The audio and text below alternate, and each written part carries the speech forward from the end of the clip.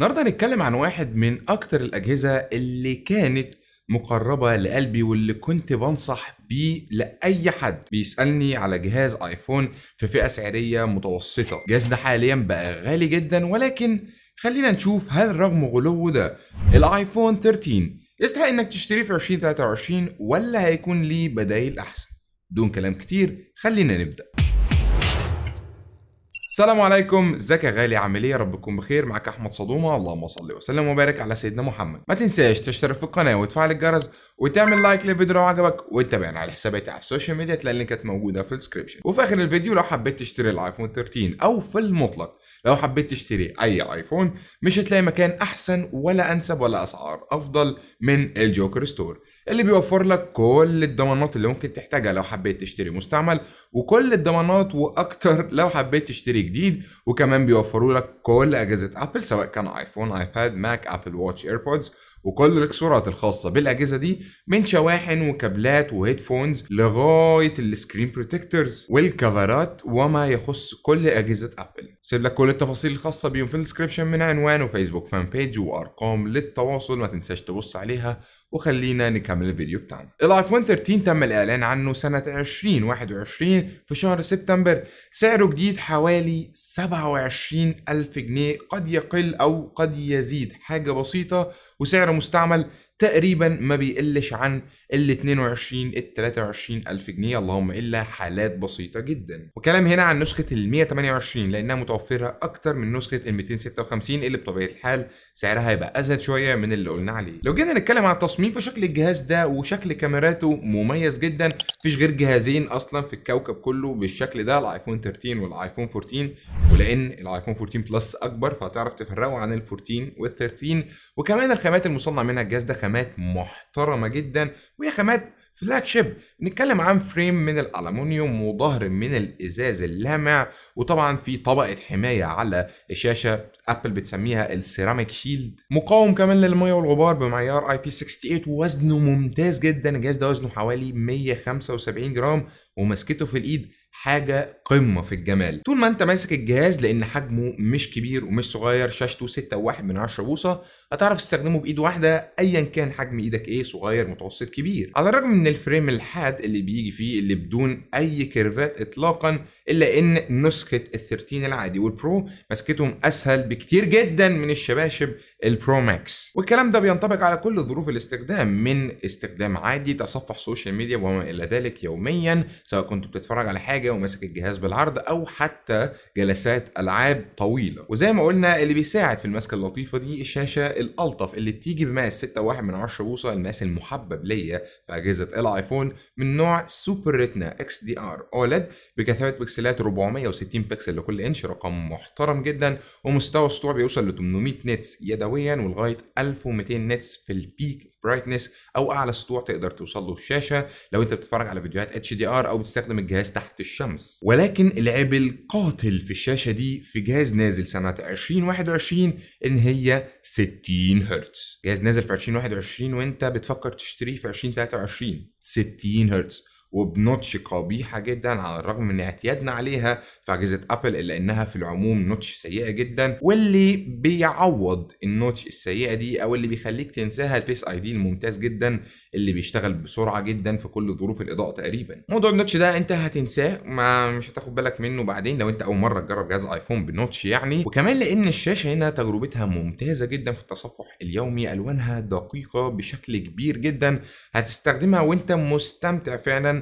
بعيدا عن ال 60 هرتز. حتى في تجربة مشاهدة المحتوى هتديك ألوان ممتازة جدا، ومش هتمل أبدا إنك تتفرج على أي محتوى على الشاشة دي، بما إن كل المحتويات حاليا لسه لم تتعدى ال 60 هرتز، بل كل المحتويات اليومية اللي بنتفرج عليها نسبة 99% منها هي أصلا لا تتعدى ال 30 فريم.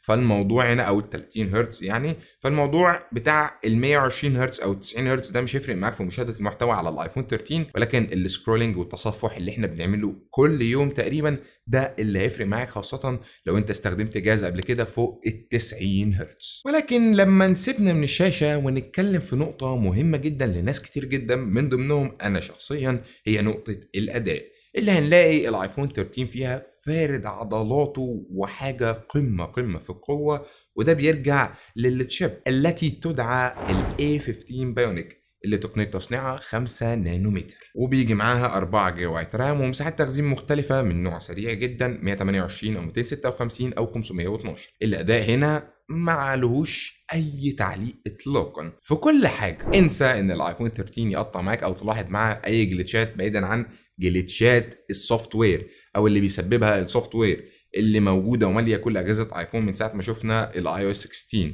وبمناسبة الاي او اس فطبعا الايفون 13 مدعوم للاي او اس 17 اللي هينزل مع سلسلة ال 15 ان شاء الله، ولكن الاداء بتاع الايفون 13 عموما حاجة قمة في القوة وفي كل حاجة. زي ما قلت لك لو جينا نتكلم في الالعاب فالجهاز ده هيديك اعلى اعدادات لكل الالعاب تقريبا اللي موجودة على الاب ستور، اعلى اعدادات في الجرافيكس، اعلى اعدادات في الفريم ريت، وكمان ممكن تستخدم الجهاز ده بقى في الشغل والانتاج. يعني انت ممكن تكسب من وراه فلوس، لان انت لو صانع محتوى تقدر تمنتج الفيديوهات بتاعتك وتعدلها على الايفون 13 لو استخدمت ابلكيشن احترافي زي لوما فيوجن وتعديل الصور والكلام ده. كل الحاجات دي بالنسبه للايفون 13 هتكون كده. بصراحه اداء الايفون 13 لغايه 2023 تقدر تديله 10 من 10 بكل سهوله. ولو جينا نتكلم في الكاميرات فاجهزه ايفون من اكتر الاجهزه اللي بتريح المراجعين، خاصه الايفونات العاديه لانها بتيجي بكاميرتين. الايفون 13 بيجي بكاميرا اساسيه 12 ميجا بكسل، فتحة عدسه مميزه جدا اف 1.6 واسعه بتساعدك على التصوير في ظروف الاضاءه الضعيفه، مثبته بصريا، سرعه الفوكس فيها سريعه جدا. ده غير تقنيه التثبيت اللي موجوده فيها اللي بتسمى سنسور شيفت، اللي بتساعدك ان ايدك او الصوره دايما ما تطلعش مهزوزه، حتى كمان الفيديو بيطلع ثابت بشكل كبير جدا مع تقنيه التثبيت دي. وكاميرا ثانيه الترا وايد 12 ميجا بكسل، فتحة عدسه اف 2.4. الكاميرا الالترا وايد مش هنهتم بيها قوي، يعني انا شخصيا مش بهتم بيها واعتقد نسبه كبيره من الناس ما بتهتمش بيها، ولكن الكاميرا الاساسيه بتطلع صور في منتهى الجمال. لو شلنا كده المعالجه السيئه اللي احيانا بيتسبب فيها الاي او اس 16، كل صور الايفون 13 في كل ظروف الاضاءه تقريبا هتطلع مميزه جدا. صوره قويه، هتلاقي الدايناميك رينج بنسبه 95% من الظروف مظبوط مفيش مشكله، شاربنس ممتازه جدا. احيانا الايفون ممكن يفتح الشادوز زياده عن اللزوم، ولكن النتيجه في المجمل في الاخر صوره هتعجبك جدا. ولو صورت بالليل زي ما قلت لك فتحه العدسه الواسعه هتساعدك انك تطلع صور ممتازه جدا. واللي ممتاز اكتر تصوير الفيديو، لان الايفون 13 بيقدر يصور 4K لغايه 60 فريم في الثانيه بتقنيه ال HDR. هكلمك دلوقتي لو انت لسه مبتدئ في صناعه المحتوى، الايفون 13 هيبقى دراعك اليمين في كل حاجه من اول التصوير لغايه الاديت والمونتاج، لان الفيديو اللي بيطلع من الجهاز ده فيديو محترم جدا، وهو اقل ايفون تقدر تصور بيه فيديو بورتري لو انت مهتم بالموضوع ده، بعيدا عن الايفون 13 ميني. انا بكلمك في الاجهزه الطبيعيه بتاعتنا. وبمناسبه الكاميرا الاماميه فهي كاميرا 12 ميجا بكسل، فتحة عدسه اف 2.2، بتطلع صور لطيفه كويسه ما فيهاش مشاكل.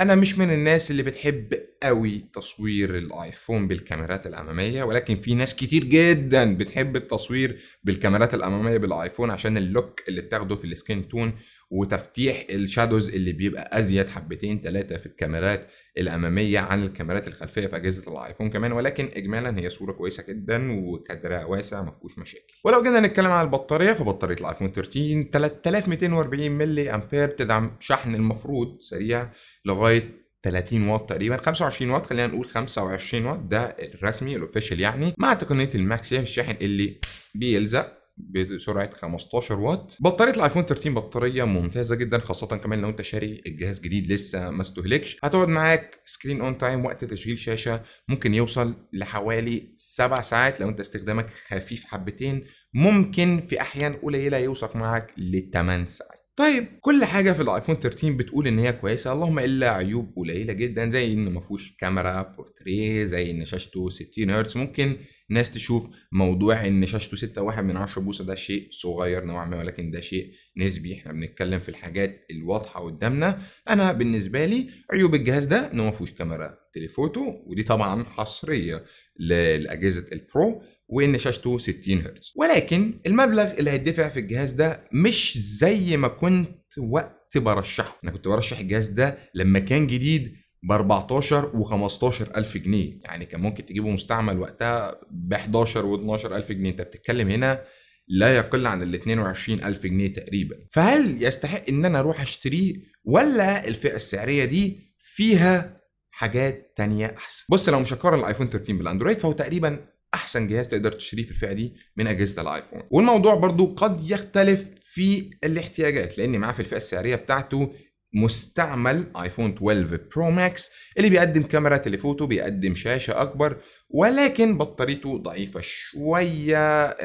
سنة اقدم، معالج اقدم سنة، فده ممكن يخليه يتوقف قبل الايفون 13 بسنة. وفي نقطة رخمة جدا عند ال 12 برو ماكس مش موجودة في الايفون 13، هو انه مش موجود منه جديد. للناس اللي ما بتحبش تشتري اي حاجة الا اذا كانت جديدة، واللي هيقول لك موجود منه جديد ده نصاب، فكك منه، خليك على جنب كده. نادرا نادرا نادرا لما تلاقي 12 برو ماكس جديد، لان خط انتاجه موقوف بقاله فتره، واعتقد التجار خلصوا كل الاستوكات اللي عندها من ال 12 برو ماكس.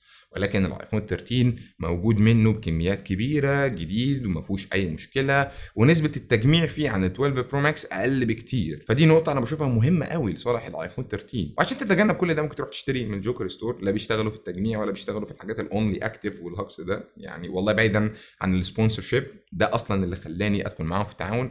هما ما شاء الله ممتازين جدا جدا في حوار الاجهزه المستعمله ده، ما بيجيبوش اجهزه غير على الفرازه. ولكن لما نيجي نقارنه باجهزه اندرويد، هتلاقي الاجهزه دي بتقدم حاجات اكتر بشويه حلوين من اللي موجوده في الايفون 13 العادي. الجهاز ده لو زودت عليه حاجات بسيطه، ممكن تجيب S22 الترا مستعمل، اللي هو الفلاج شيب بتاع السنه اللي فاتت بتاع سامسونج. في نفس الفئه السعريه موجود ال S22 بلس، اللي موجود فيه الحاجات اللي بيفتقر لها الايفون 13 اصلا، زي ما قلت لك الكاميرا التليفوتو، الشاشه ال 120 هرتز. تصميم S22 بلس بصراحه احسن، وشاشته مستقبليه جدا. معاك برضو الجوجل بيكسل 7 برو، في كذا حاجه موجوده مع الايفون 13 في نفس الفئه السعريه بتاعته. لو حابب نعمل مقارنات يا ريت تكتب لي في الكومنتس تحت. فلو قررت تشتري الايفون 13 بعيدا عن مقارنه الاندرويد، توكل على الله، هو جهاز ممتاز جدا جدا. ولكن لو هقارنه باجهزه اندرويد وكقيمه مقابل سعر، على الرغم من انه بيدي قيمه كويسه مقابل سعر، الا ان في اجهزه تانية